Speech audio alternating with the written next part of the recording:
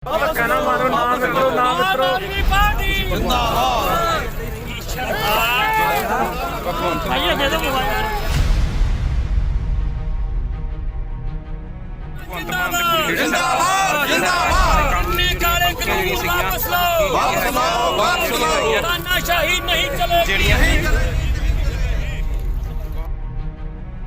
लग गया उन्होंने कि वाह किन्ना नाल पिया, उस कौम नाल वाह पिया जिहड़ी अपने हक्कां लई लड़ना जानदी है। साडे गुरुआं पीरां शहीदां ने सानूं मजलूमां दे हक 'च खड़न दा ते लड़न दा संदेश। लोहड़ी दा तिहार है, वैसे तो ये खुशियां दा तिहार है, लोग नच के भंगड़े पा के रेवड़ियां वंड के मनाउंदे ने, पर इस बार दी जिहड़ी लोहड़ी है ओह किसानां वास्ते, देश दे पूरे देश के किसानां वास्ते ये कोई खुशियां वाली लोहड़ी नहीं, क्योंकि 3 काले कानून जिहड़े खेती नाल संबंधित गौरमेंट लैके आई है तो उन्होंने वापस कराउण लई किसान पिछले 4-5 महीनों तो पंजाब च, क्योंकि पहलां तो बैठे है तो लगभग पौने 2 महीनों तो उपर दिल्ली के बार्डरां ते हो गए ठंड च, जिहदे विच 70 तो ज़्यादा किसान जिहड़े ने उन्हां दी जान चली गई, शहादत हो गई। अज असीं ये लोहड़ी जिहड़ी है उन्हां शहीदां नूं श्रद्धांजलि दे के ते ईश्वर आ दलिद्दर जा, दलिद्दर दी जड़ चुल्हे पा, जिहड़ी लोहड़ी वेले तिल सुੱਟ के असीं करदे हुंदे हां। पहले दिन बच्चे जदों बचपन च भी असीं लोहड़ियां मंगदे रहे हैं इदां कि मतलब तिल सुੱਟ के असीं इस तरह चाह हुंदा सी, पर अज असीं काले कानून जिहड़े ने उन्हां नूं दलिद्दर रूपी काले कानून जिहड़े ने तिन्ने उन्हां नूं असीं अग दे विच साड़ के असीं सेंटर सरकार नूं एक क्लीयर मैसेज देना चाहुंदे हां कि किरपा करके किसानां दे दर्द नूं, किसानां दीआं भावनावां नूं समझदे होए इन्हां 3 काले कानूनां नूं वापस लओ। ये सुप्रीम कोर्ट वालों कमेटी बनाती जा, क्योंकि किसान तो सुप्रीम कोर्ट 'च गए ही नहीं। जो parliament they which bill pass होया तो पार्लीमेंट का सैशन बुला के ही उन्होंने रद्द कर दो। अज आम आदमी पार्टी की सारी जिहड़ी लीडरशिप, सारे MLA साहबान, अहुदेदार साहबान अज लुधियाने के मेन ऑफिस के सामने इत्थे असीं ये कीता ते अज पूरे पंजाब दे विच शाम नूं 16,000 के लगभग जगह ते साडे जिहड़े वलंटीयर, अहुदेदार आम लोगों नाल मिल के इन्हां काले कानूनां दीआं कापियां साड़नगे। सो पार्लीमेंट के सेंट्रल हॉल च जो प्रधानमंत्री जी ने मेरा सामना होया सी, तो मैं भी सख्त विरोध किया। शायद पहली बार प्रधानमंत्री नूं 6.5 साल इस तरह का विरोध का सामना करना पाया हो कि अखां च अखां मिला भी नहीं मिलाउण दी उन्होंने हिम्मत पई तो चले गए। संजय सिंह जी तो राज सभा साडे जिहड़े मैंबर ने, तो मैं उत्थे सीगा, उत्थे भी असीं यही कहा सीगा कि अन्नदाता ठंड च ठर रहा है, अन्नदाता बार्डरां ते मर रहा है, किरपा करके तुसीं उन्हां नूं अन्नदाते नूं अतवादी ना कहो, उन्हां दे जिहड़े मंगां ने पूरीआं करो, काले कानून वापस लो तो MSP की गारंटी दिओ। यही मंगां अज भी उन्हां दीआं कायम ने ते असीं उन्हां दे संघर्ष का साथ दे रहे हैं। दिल्ली दे विच अरविंद केजरीवाल जी की सरकार सेवादार बन के सेवा कर रही है। 2 बार मुख्यमंत्री उत्थे गए, दोनों बार उन्होंने कहा कि मैं इत्थे मुख्यमंत्री बन के नहीं, मैं इत्थे सेवादार बन के आया। साडे सारे MLA, सारे वलंटीयर उत्थे लगे हुए ने। ते दुख की गल यह है कि किन्ने पवित्र दिहाड़े जिहड़े बॉर्डर ते लंघे। गुरु नानक साहब का गुरपुरब जिहड़ा वो बॉर्डर ते लंघिया, उस तो बाद गुरु तेग बहादुर जी का शहीदी दिहाड़ा वो बॉर्डर ते लंघिया, जिहड़ा चमकौर की गढ़ी दे विच वड्डे साहिबजादियां दा शहीदी दिहाड़ा वो बॉर्डर ते लंघिया। 27 दसंबर नूं जिहड़ा फतेहगढ़ साहब हुंदा छोटे साहिबजादियां दा शहीदी दिहाड़ा वो बॉर्डर ते लंघिया। माता गुजर कौर जी का शहीदी दिहाड़ा वो बॉर्डर ते लंघिया। हजे होर पता नहीं किन्ने साडे पवित्र दिहाड़े जिहड़े ने वो बार्डरां ते लंघणगे।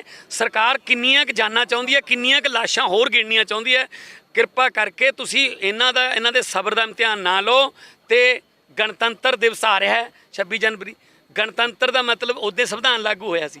संविधान दे विच जे संविधान का विरोध कर रहे हो, संविधान नाल छेड़छाड़ कर रहे हो तो लोग उसका विरोध कर रहे हैं, तो संविधान वाले दिन तो पहला ये तोहफा जिहड़ा है वो दे देना चाहिए सेंटर गौरमेंट। सरकार किस चीज़ का इंतजार कर रही है? 70 तो बाद जो तुसीं कह रहे मौतां हो गई ने, किस चीज़ का इंतजार कर रही है? पता नहीं किहड़ी गल दा हंकार है, पता नहीं। तो पहला क्योंकि 6.5 साल तो धक्का ही किया इन्होंने, इन्होंने पहली बार विरोध का सामना करना पाया। सो शायद आपका कोई इज्जत का सवाल बना के बह गए। इदां नहीं चलदियां होंदियां। कई बारी सरकारां जिहड़ियां ने उन्हां तो कानून बन जाते गलत, कह देण मोदी साहब क्योंकि मैं किसी होर मनशा ना बनाया सीगा भी तुहानूं फायदा होवे, पर तुहानूं तुसीं लगदा कि तुहानूं फायदा नहीं हुंदा, मैं 3 कानून वापस ले लैना। कह रही है कि कानून गलत बन गए, ਅਸੀਂ संशोधन कर ਦਿੰਦੇ ਆ। नहीं है जी, अगर इस कानून को वापस लिया जाता तो पहले जितने लागू किए गए CA NRC ट्रिपल ਨਹੀਂ ਵਿਰੋਧ ਤਾਂ ਉਹਨਾਂ ਦਾ ਵੀ ਹੋਇਆ ਸੀ, ਪਰ ਇਹਦੇ ਵਿੱਚ ਸਰਕਾਰ ਸੰਸ਼ੋਧਨ ਨੂੰ ਕਹਿ ਰਹੀ ਹੈ ਵੀ ਅਸੀਂ ਸੋਧਾਂ ਕਰਦੇ ਨੇ। ਇਹਦਾ ਮਤਲਬ ਗਲਤੀਆਂ ਤਾਂ ਮੰਨ ਰਹੇ ਆ। ਜੇ ਸੁਪਰੀਮ ਕੋਰਟ ਨੇ ਰੋਕ ਲਾਈ ਹੈ ਇਟ ਮੀਨਸ ਸਮਥਿੰਗ ਰੋਂਗ। ਇਹਦਾ ਮਤਲਬ ਕੁਝ ਤਾਂ ਗਲਤ ਹੈ। ਪਰ ਇੱਕ ਪਾਸੇ ਤਾਂ ਉਹ ਸੋਧਾਂ ਵਾਸਤੇ ਰੈਡੀ ਹੋ ਜਾਂਦੇ ਨੇ, ਦੂਜੇ ਪਾਸੇ ਮਨ ਕੀ ਬਾਤ ਦੇ ਵਿੱਚ ਪ੍ਰਧਾਨ ਮੰਤਰੀ ਫੇਰ ਤਾਰੀਫ ਕਰ ਦਿੰਦੇ ਨੇ। ਤੇ ਇਹਨਾਂ ਦੇ ਜਿਹੜੇ ਮਿਨਿਸਟਰ ਨੇ ਉਹ ਕਹਿੰਦੇ ਨੇ ਕਿ ਇੱਥੇ ਪਿਕਨਿਕ ਮਨਾ ਰਹੇ ਨੇ, ਉਹ ਕਹਿੰਦੇ ਨੇ ਵੱਖਵਾਦੀ ਨੇ, ਮਾਓਵਾਦੀ ਨੇ, ਨਕਸਲਵਾਦੀ ਨੇ। ਕਿਰਪਾ ਉਹਨਾਂ 70% ਦੇ ਲਗਭਗ ਜਿਹੜੇ ਉੱਥੇ ਕਿਸਾਨ ਗਏ ਹੋਏ ਨੇ ਬਾਰਡਰਾਂ ਤੇ, ਉਹਨਾਂ ਦੇ ਬੇਟੇ ਤੇ ਉਹਨਾਂ ਦੇ ਭਤੀਜੇ ਉਹ ਚੀਨ ਤੇ ਪਾਕਿਸਤਾਨ ਵਾਲੇ ਬਾਰਡਰ ਤੇ -20 ਡਿਗਰੀ ਟੈਂਪਰੇਚਰ 'ਚ ਦੇਸ਼ ਦੀ ਰਾਖੀ ਕਰ ਰਹੇ ਨੇ। ਉਹਨਾਂ ਦੇ ਦਿਲ ਤੇ ਕੀ ਬੀਤਦੀ ਹੋਊਗੀ ਕਿ ਸਾਡੇ ਘਰਦਿਆਂ ਨੂੰ ਦੇਸ਼ ਧਰੋਹੀ ਕਿਹਾ ਜਾ ਰਿਹਾ।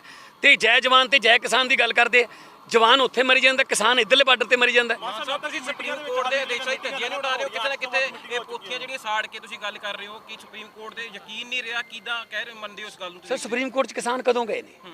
ਕਾਨੂੰਨ ਤਾਂ ਸੰਸਦ 'ਚ ਬਣਾਇਆ। ਸੁਪਰੀਮ ਕੋਰਟ ਦਾ ਮਾਨਿਆ ਹੈ ਕਿ ਨਹੀਂ? ਸੁਪਰੀਮ ਕੋਰਟ ਨੇ ਕਿਹਾ ਅਸੀਂ ਰੱਦ ਨਹੀਂ ਕਰ ਸਕਦੇ, ਅਸੀਂ ਰੋਕ ਲਾ ਦਿੰਦੇ ਹਾਂ ਅਗਲੇ ਆਦੇਸ਼ ਤੱਕ। ਅਗਲਾ ਆਦੇਸ਼ ਕੀ ਪਤਾ 20 ਦਿਨਾਂ ਬਾਅਦ ਆ ਜੇ।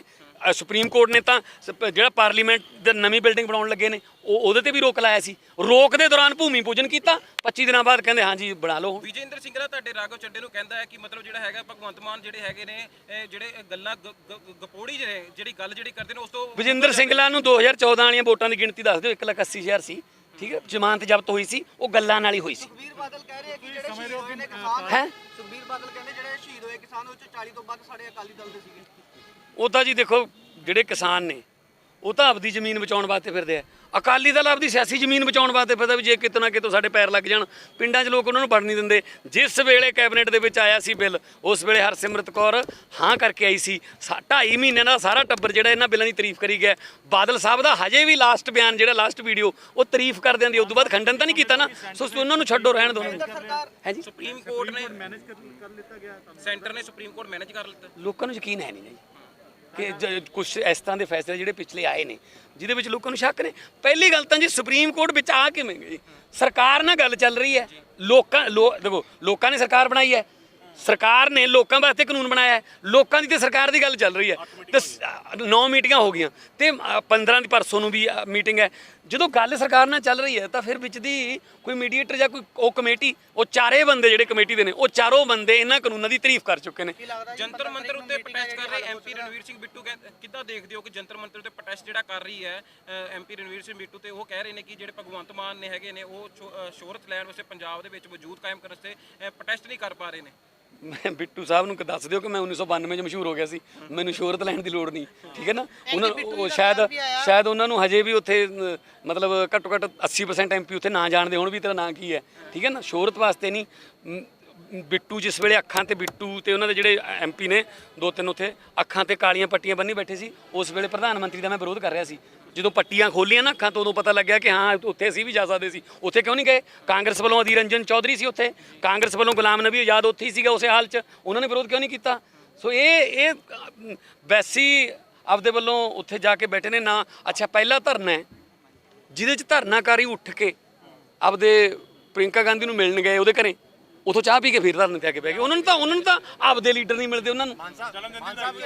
ਰਣਵੀਰ ਸਿੰਘ ਬਿੱਟੂ ਨੇ ਕਿਹਾ ਬਿਆਨ ਦਿੱਤਾ ਜੀ ਰਾਜਵਾਨਾ ਦੀ ਰਿਹਾਈ ਅਸੀਂ ਤਾਂ ਕਿ ਉਹਨਾਂ ਦੇ ਜਿਹੜੇ ਕੇਸ ਕੀਤੇ ਗਏ ਨੇ ਉਹ ਅਸੀਂ ਵਾਪਸ ਲੈ ਲਾਂਗੇ ਜੇ ਕਾਲੇ ਕਾਨੂੰਨ ਉਸ ਤੋਂ ਬਾਅਦ। ਦੇਖੋ ਜੀ, ਰਵਨੀਤ ਬਿੱਟੂ ਜੀ ਇੱਕ ਨਾਰਮਲ ਐਮਪੀ ਨੇ, ਉਹਨਾਂ ਦੀ ਸਰਕਾਰ ਹੈ ਇੱਥੇ। ਕੈਪਟਨ ਸਾਹਿਬ ਨੇ ਕਿੰਨਾ ਕੁ ਸਾਥ ਦਿੱਤਾ ਕਿਸਾਨਾਂ ਦਾ ਦੱਸੋ? ਕੈਪਟਨ ਸਾਹਿਬ ਕਹਿੰਦੇ ਸੀ ਦਿੱਲੀ ਚਲੋ ਮੈਂ ਤੁਹਾਡੇ ਨਾਲ ਚੱਲੂੰਗਾ। ਕੈਪਟਨ ਸਾਹਿਬ ਕਹਿੰਦੇ ਸੀ ਮੇਰੀ ਜੇਬ 'ਚ ਅਸਤੀਫਾ ਹੈ। ਠੀਕ ਹੈ ਨਾ, ਉਹ ਚੱਲ ਭਾਵੇਂ ਫੋਕਾ ਕਾਗਜ਼ੀ ਪਾ ਲਿਆ ਹੁੰਦੇ, ਜਦੋਂ ਜੇਬ 'ਚ ਹੱਥ ਮਾਰਿਆ ਕੁਛ ਹੈ ਨਹੀਂ ਸੀ ਉੱਥੇ। ਗਏ ਨਾਲ ਉੱਥੇ ਹੈਗੇ ਸੀ ਸਾਰੇ ਐਮਐਲਏ। ਠੀਕ ਹੈ ਨਾ, ਠੀਕ ਹੈ ਨਾ, ਐਵੇਂ ਹੱਥ ਮਾਰਿਆ ਫੋਕੋ ਜਿਹਾ। ਤੇ ਹੁਣ ਕਿੱਧਰ ਗਏ ਉਹ? ਤੇ ਅਮਿਤ ਸ਼ਾਹ ਨੂੰ ਮਿਲ ਕੇ ਵਾਪਸ ਆ ਗਏ। ਕਿਸਾਨ ਲੱਖਾਂ ਕਿਸਾਨ ਉੱਥੇ ਬੈਠੇ ਨੇ, ਅੱਜ ਵੀ ਬੈਠੇ ਨੇ। ਤੇ ਉਹ ਲੀਡ ਕਰਨ ਨਾ, ਮੋਦੀ ਪ੍ਰਧਾਨ ਮੰਤਰੀ ਮੋਦੀ ਨੂੰ ਮਿਲਣ। ਉਹ अलग होकर सत्ता पार्टी से लड़ सकती है जिस तरीके से कांग्रेस कर रही है, आप आदमी पार्टी कर रही है, बीजेपी का खैर तो वो तो सत्ता में ही है। देखो, मैं तो ये कहता हूँ कि पूरे देश की जितनी भी अपोजिशन पार्टीज है, ये मुद्दा जो है ये पॉलिटिकल मुद्दा नहीं है, लेकिन पॉलिटिकल लोगों से हल करवाना पड़ेगा। इसलिए हर देश मुल्क के हर प्रदेश का किसान दुखी है इन कानूनों से, कोई बचा नहीं है। ये कह रहे हैं ना ये इधर की प्रॉब्लम है उधर की, पूरे देश की प्रॉब्लम है। महंगाई बढ़ने वाली है और किसान की बची खुची ज़मीन जो है वो भी जो कॉन्ट्रैक्ट फार्मिंग के जरिए जाएगी, इसलिए सबको इसका विरोध करना चाहिए राजनीति से ऊपर उठकर। केंद्र सरकार ਦੇ ਜਿਹੜੇ ਵਕੀਲ ਹੈ ਉਹ ਸੁਪਰੀਮ ਕੋਰਟ 'ਚ ਕਹਿ ਰਹੇ ਨੇ ਵੀ ਇਹ ਕਿਸਾਨ ਨਹੀਂ ਹੈਗੇ ਤੇ ਖਾਲਿਸਤਾਨੀ ਬੈਠੇ ਨੇ, ਹਵਾਰਾ ਦੀਆਂ ਫੋਟੋਆਂ ਲੱਗੀਆਂ ਹੋਈਆਂ ਨੇ। देखो जी ये ਤੋਂ ਪਹਿਲਾਂ ਜਦੋਂ ਕੋਈ ਵੀ ਪ੍ਰੋਟੈਸਟ ਹੁੰਦਾ ਉਹਦੇ 'ਚ ਦੇਸ਼ ਧਰੋਹੀ ਸਾਬਤ ਕਰਨ ਦੀ ਕੋਸ਼ਿਸ਼ ਕਰਦੇ ਨੇ। ਕੋਈ ਕਹਿੰਦੇ ਚੀਨ ਤੋਂ ਫੰਡ ਆ ਰਿਹਾ, ਕੋਈ ਕਹਿੰਦਾ ਉਹ ਕਰ ਰਿਹਾ। ਮੈਂ ਫੇਰ ਕਹਿਣਾ ਉਹ ਅੰਨਦਾਤਾ ਬੈਠਾ ਉੱਥੇ ਜਿਹੜਾ ਚਿੜੀਆਂ, ਘੁੱਗੀਆਂ, ਗਟਾਰਾਂ, ਤੋਤਿਆਂ ਵਾਸਤੇ ਵੀ ਫਸਲ ਦੇ ਦਾਣੇ ਖੇਤ ਛੱਡ ਦਿੰਦਾ। ਆਪਦੇ ਪਾਠ ਚੱਲ ਰਹੇ ਨੇ ਉੱਥੇ ਜਿਹੜਾ ਇੱਕ ਮਤਲਬ ਯੱਗ ਵਾਂਗੂ ਚੱਲ ਰਿਹਾ ਹੈ। ਬਜ਼ੁਰਗ ਮਾਵਾਂ ਬੈਠੀਆਂ ਨੇ, ਛੋਟੇ ਛੋਟੇ ਬੱਚੇ ਆਪਣੀ ਪੜ੍ਹਾਈ ਛੱਡ ਕੇ ਬੈਠੇ ਹੈ।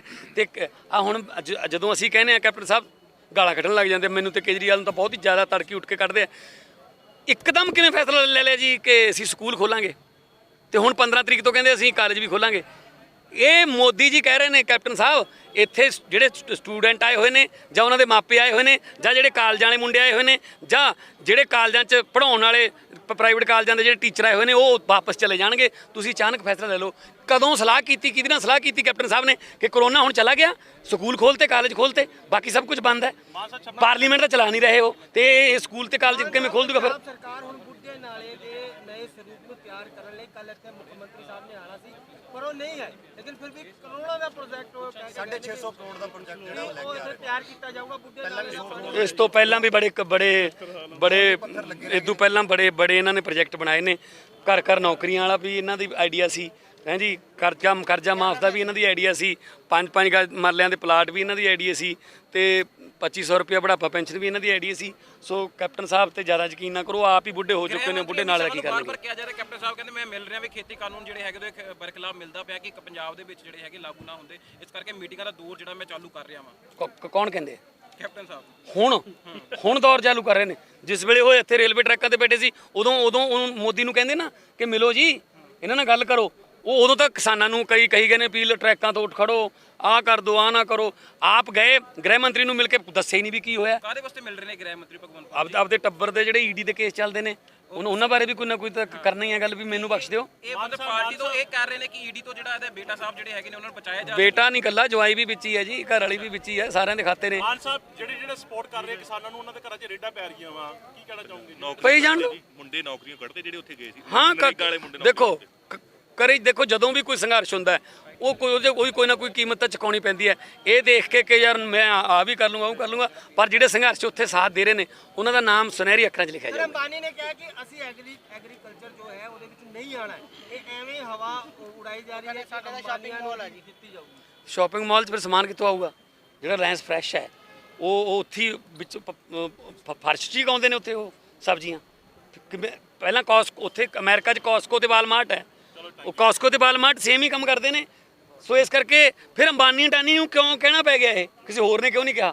ਇਹਦਾ ਮਤਲਬ ਕਿਤੇ ਨਾ ਕਿਤੇ ਹੈ ਤੇ ਸਰਕਾਰ ਜਿਹੜੀ ਹੈ ਉਹ ਪੂੰਜੀਪਤੀਆਂ ਦੇ ਹੱਥ 'ਚ ਵਿਕੀ ਹੋਈ ਹੈ ਤੇ ਖੇਤੀ ਨੂੰ ਵੀ ਪੂੰਜੀਪਤੀਆਂ ਦੇ ਹੱਥ 'ਚ ਵੇਚਣਾ ਚਾਹੁੰਦੀ ਹੈ, ਜੋ ਕਿ ਨਹੀਂ ਹੋਣਾ ਚਾਹੀਦਾ ਤੇ ਨਹੀਂ ਹੋਣ ਦੇਵਾਂਗੇ। ਕਿਸਾਨ ਅੰਦੋਲਨ ਦੀ ਇਸੇ ਤਰ੍ਹਾਂ ਨਿਸ਼ਕਾਮ ਸਮਰਥਨ ਕਰਦੇ ਰਵਾਂਗੇ, ਨਿਸ਼ਕਾਮ ਸੇਵਾ ਵੀ ਕਰਦੇ ਰਵਾਂਗੇ ਔਰ ਕੇਂਦਰ ਸਰਕਾਰ ਨੂੰ ਅਪੀਲ ਵੀ ਕਰਦੇ ਹਾਂ। 29 ਤਰੀਕ ਤੋਂ ਪਾਰਲੀਮੈਂਟ ਚੱਲੂਗੀ। ਸਭ ਤੋਂ ਵੱਧ ਵਿਰੋਧ ਤੁਸੀਂ ਦੇਖਿਓ ਇਸ ਵਾਰ ਮੋਦੀ ਨੂੰ ਪਤਾ ਲੱਗ ਜੂਗਾ ਕਿ ਪਾਰਲੀਮੈਂਟ ਤੇ ਅੰਦੋਲਨ ਇਕੱਠੇ ਨਹੀਂ ਚੱਲ ਸਕਦੇ। ਜਾਂ ਪਾਰਲੀਮੈਂਟ ਚੱਲੂਗੀ ਜਾਂ ਅੰਦੋਲਨ। 20 ਤਰੀਕ ਨੂੰ ਜਿਹੜਾ ਵਾ ਵੈਬਕਾਸਟਿੰਗ ਰਾਹੀਂ ਤੁਸੀਂ ਉਹ ਤਾਂ ਨਹੀਂ, ਉਹ ਤਾਂ ਸੁਭਾਸ਼ ਚੰਦਰ ਬੋਸ ਜੀ ਦੀ ਜਯੰਤੀ ਹੈ ਤੇ ਉਹ ਮਤਲਬ ਵਰਚੁਅਲ ਕਰਨ ਲੱਗ ਗਏ ਕਿਉਂਕਿ ਸੈਂਟਰਲ ਹਾਲ 'ਚ ਜੇ ਜਾਂਦੇ ਆ ਤਾਂ ਉਹਨਾਂ ਦਾ ਵਿਰੋਧ ਹੁੰਦਾ।